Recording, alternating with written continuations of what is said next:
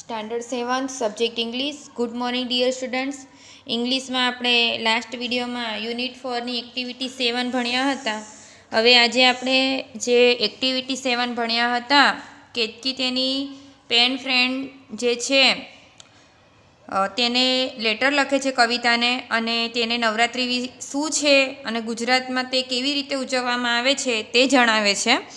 હવે આપણે આ જે લેસન ભણ્યા તેના આધારે અહીંયા એક્સરસાઇઝ છે.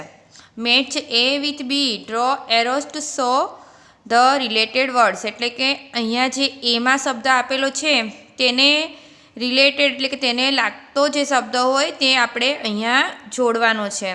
જેમ કે ફોર એક્ઝામ્પલ તમારા માટે એક આપ્યું છે અટાયર, એને જોડ્યું છે ડ્રેસ અને ચણિયા ચોળી એટલે કે પોશાક થાય. પછી હવે આપણે બીજા નંબરથી આપણે જાતે કરવાનું છે. તમે લેસન ભણ્યા છો તેના આધારે છે. બીજું છે ટાઇની ટોટ્સ એટલે નાના બાળકો. તો અહીંયા આપ્યું છે બીમાં ચિલ્ડ્રન, ટાઇની ટોટ્સ એટલે ચિલ્ડ્રન. પછી છે કોરસ એટલે કે સંગીત વાદ્યો વગાડનાર જે ભેગા હોય તે એટલે ગ્રુપ સોંગ.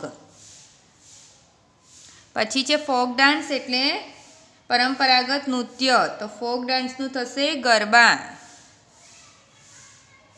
પછી છે જ્વેલરી એટલે પહેરવાના ઘરેણાં, તો અહીંયા જ્વેલરીમાં છે બ્રેસલેટ્સ, હાથમાં પહેરવાની પોચીઓ.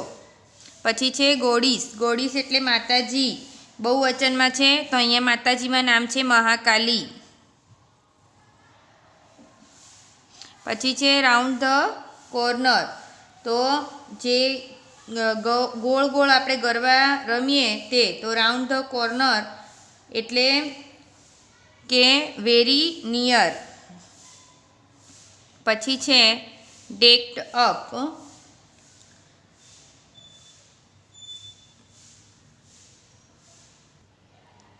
ડેક્ડ અપ એટલે અહીંયા એક જ વધ્યું છે હવે એટલે થશે ડેકોરેટેડ. તો આ રીતે આપણે જોડકા જોડ્યા. દરેકે વિદ્યાર્થીએ તમારી નોટબુકમાં લખી દેવાના છે. તમે ડાયરેક્ટ અહીંયા એ વિભાગ લખીને સામે સાચો આન્સર લખશો તો પણ ચાલશે.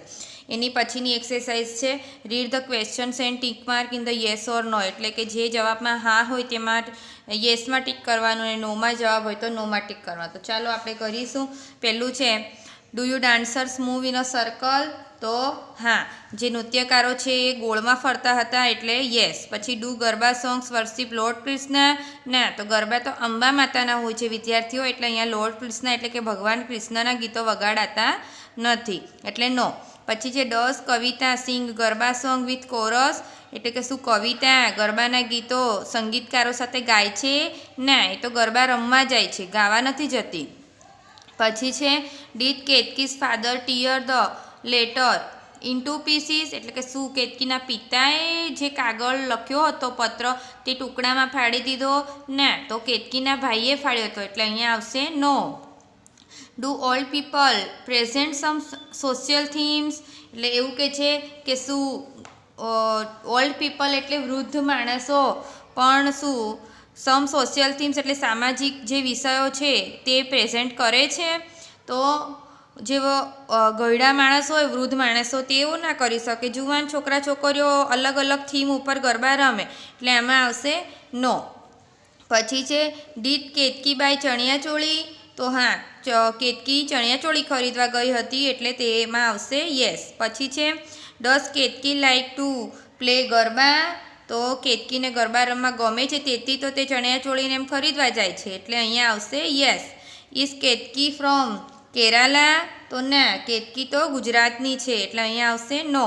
પછી છે do tiny ટોટ્સ decorate the ground with tiny bulb, શું નાના બાળકો મેદાનને નાના બલ્બથી એટલે કે સિરીઝથી શણગારે છે?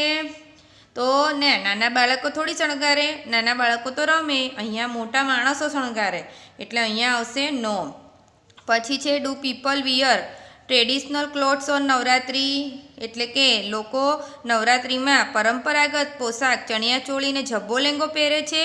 તો હા એટલે યસ. પછી આવશે કે does Navratri last for 9 days, એટલે કે શું નવરાત્રિ લાસ્ટ ફોર એટલે કે નવરાત્રિ છેલ્લા 9 દિવસ સુધી નવરાત્રિ શું 9 દિવસ સુધી રમાય છે? તો યસ, અહીંયા આવશે હા, નવરાત્રિ 9 દિવસ સુધી આપણે માતાજીની આરાધના કરીએ અને ગરબા રમીએ. એટલે અહીંયા આપણી આ એક્ટિવિટી પણ પૂરી થઈ. હવે આગળની એક્ટિવિટી જોઈશું. આગળ છે ડાયલોગ્સ છે. કવિતા ફોન્સ કેતકી. કવિતા કેતકીને ફોન કરે છે, but because of network problem, પણ નેટવર્કની સમસ્યાના કારણે they can not hear some part of sentences, અમુક ભાગ સંભળાતા નથી. અને જે અહીંયા આપ્યા છે વાક્યો, help them to listen all the sentences properly, અને અહીંયા આપણી મદદ કરી અને આ વાક્યોને પ્રોપરલી એટલે કે યોગ્ય રીતે બનાવી દેવાના છે. જુઓ, સ્ટાર્ટ કરીએ. Kavita says hello, is it Ketaki? Kavita કહે છે કેમ છે? શું કેતકી બોલે છે? કેતકી સેઇઝ યસ કેતકી, એટલે કેતકી કહે છે કે હા કેતકી. How are you? તું કેમ છે? Did you receive my letter? શું તને મારો પત્ર મળ્યો? કવિતા સેઇઝ યસ. હવે અહીંયા એ બોલી હશે યસ આઈ રિસીવડ ઇટ, પણ અહીંયા સંભળાતું નથી એટલે આપણે ભરવાનું યસ આઈ, અહીંયા આપ્યું છે રિસીવ, તો હવે યેસ્ટરડે છે એટલે રિસીવનું થઈ જાય received. I receive it yesterday. I am very glad to read about Navratri. મને નવરાત્રિ વિશે વાંચીને ખૂબ ખુશી થઈ. હિયર એટ વેસ્ટ બેંગાલ, અહીંયા વેસ્ટ બેંગાલ એટલે કે પૂર્વ બંગાળમાં we too have a festival like Navratri. Navratri જેવો જ એક તહેવાર ઉજવીએ છીએ અમે પણ. કેતકી હાવ ઇન્ટરેસ્ટિંગ, એટલે કેતકી કહે છે કેટલું રસ પડે તેવું છે. હવે અહીંયા તે કશું બોલી હશે તો અહીંયા આપણે લખીશું how interesting, what is it?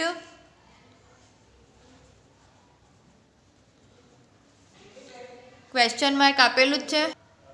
પછી આગળ જોઈએ. Kavita says it is Durga Puja. Kavita કહે છે કે તે દુર્ગા પૂજા છે. કેતકી સેઇઝ સાઉન્ડ્સ ફેમિલિયર, એટલે કે અહીંયા એની પછી તે બોલી હશે તો આપણે લખવાનું છે sounds familiar. Do you also perform? પછી ગરબા ડ્યુરિંગ દુર્ગા પૂજા, એટલે કે શું દુર્ગા પૂજા દરમિયાન તમે સંગીત ઉપર ગરબા રમો છો? એટલે અહીંયા આપણે લખવાનું છે do you also perform? Do you also perform garba during Durga Puja? એટલે કવિતા કહેશે કે ના, કેમ કે દુર્ગા પૂજા વખતે ગરબા રમાતા નથી. એટલે અહીંયા આવશે no dear, Durga Puja is like Navratri because it is related with the mother goddess. એટલે કે આ દુર્ગા પૂજા પણ એ નવરાત્રિ જેવું છે કારણ કે તે માતાજી માટે છે, માતાજીને લગતું છે. કેતકી સેઝ ઓ યેસ મા દુર્ગા, એટલે કેતકીને ખબર છે કે દુર્ગા માતા માટે આપણે આ દુર્ગા પૂજા હોય. Well I called you last night, એટલે કે છે સારું મેં તને ગઈ રાત્રિએ ફોન કર્યો હતો, but you were not at home, પણ તું ઘરે હતી નહીં. Were you busy? તું ક્યાં વ્યસ્ત હતી? એટલે કવિતા કહેશે યસ. પછી અહીંયાથી હવે આપણે લખવાનું છે I had gone for shopping. Yes I had gone four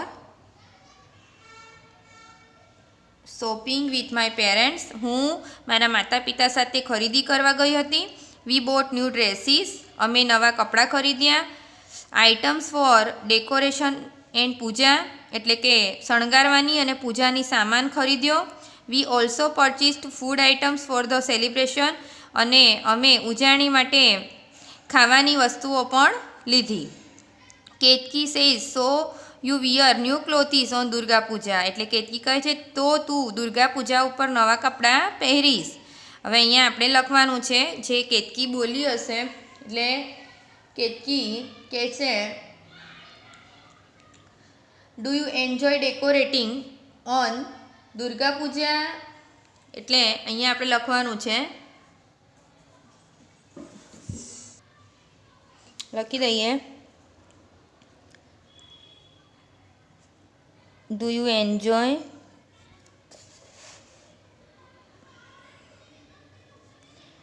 decorating on Durga Puja. એટલે કવિતા જવાબ આવશે yes we enjoy decorating. Yes we enjoy decorating and we enjoy food too, અને અમે એટલે કે શણગારવાની પણ મજા માણીશું અને ખોરાક ખાવાની પણ મજા માણીશું. You know Bengal is famous for sweets. તને તું જાણે છે કે બંગાળ એ મીઠાઈ માટે પ્રખ્યાત છે. વી ઈટ રસગુલ્લા, સંદેશ, પીઠા, કોલખાંડ એન્ડ મેની મોર સ્વીટ્સ. એટલે આ બધી મીઠાઈઓના નામ છે. સોરી, આપણે આમાંથી રસગુલ્લાને ઓળખીએ છીએ. બીજી મીઠાઈઓ આપણે ખાધી પણ હશે પણ ખબર આપણે જાણતા નથી. એટલે આ બધી બંગાળી મીઠાઈઓ છે જેમાંથી આપણે રસગુલ્લા મોટાભાગે ખાતા હોઈએ છીએ. Ketaki says yes Bengalis have sweet tooth. એટલે કે હા, બંગાળીઓ મીઠાઈ માટે બંગાળી મીઠાઈ બહુ મીઠી હોય છે. પછી આગળ અહીંયા લખવાનું છે કે જે સ્પેસ છે ફેસ્ટૂન્સ. એટલે કે do you also have ફેસ્ટૂન્સ.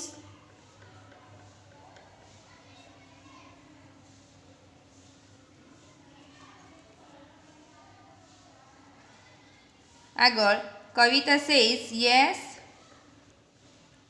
V do have festoons. Our puja pandals are decorative and huge. એટલે ફેસ્ટૂન્સ એટલે ફૂલના હાર ને ફૂલોથી બનાવેલી અલગ અલગ વસ્તુઓ.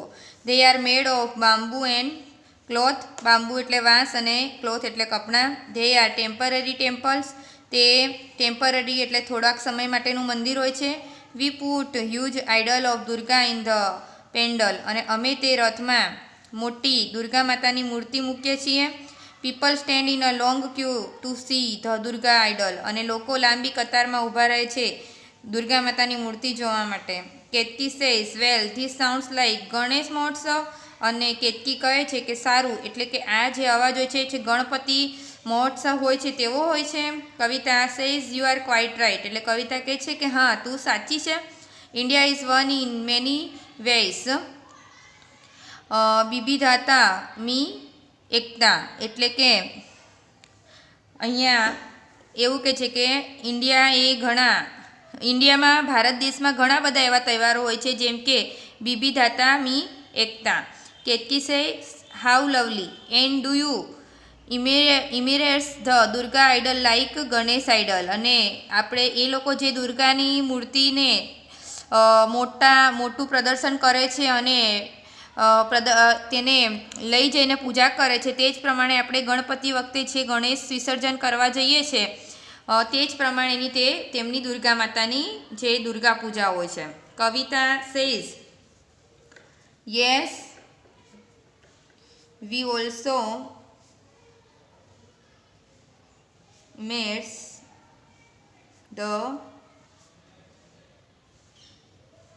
દુર્ગા આઇડલ. એટલે કે ગણપતિ બાપાને આપણે જેમ ડૂબાડી દઈએ તેવી રીતે તમે દુર્ગા માતાને પધરાવો છો તે એવું પૂછે છે. ડુરિંગ ઇમેર્શન પ્રોસેશન્સ વી ચેન્ટ દુર્ગા માઈ કી જય એન્ડ અસ્તે બેચર આભાર હોબે. એટલે આવું તેઓ બોલે છે. Ketaki says what does that mean. એટલે આ જે હમણાં હું વાંચ્યું એ તેને પણ નથી ખબર કે એનો મિનિંગ શું છે. એટલે પૂછે છે કે તેનો મિનિંગ શું છે. એટલે વોટ ડઝ ધેટ મીન. જે આ છે ને દુર્ગા માઈ કી જય એન્ડ અચ્છી બોછોર અબર હોબે, તેનો મિનિંગ આપણાને પણ નથી ખબર શું છે. હવે જાણીએ શું છે. Kavita it means it will happens again next year. એટલે કે આવતા વર્ષે પણ તમે આવજો. આપણે નથી કહેતા ગણપતિ બાપા મોર્યા અગલે બરસ તું જલ્દી આના લાઈક ધીસ. એટલે એનો મતલબ એવો થાય કે આવતા વર્ષે પણ તમે જલ્દી આવજો. Ketaki says laughs. અને કેતકી હસે છે. Kavita this also sounds familiar. એટલે કે આ જાણીતો શબ્દ છે. Kavita says yes dear it affirms against that Indian culture is all in one from Arunachal Pradesh to Gujarat, એટલે કે હા વાલી, આ જે ઇન્ડિયન કલ્ચર એટલે કે ભારતીય કલ્ચર છે તે અરુણાચલ પ્રદેશથી ગુજરાત સુધીનો લાગુ પડે છે. એટલે હવે આગળ જોઈએ. એટલે કેતકી કહે છે, will you send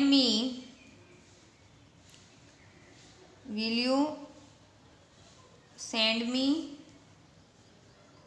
the photograph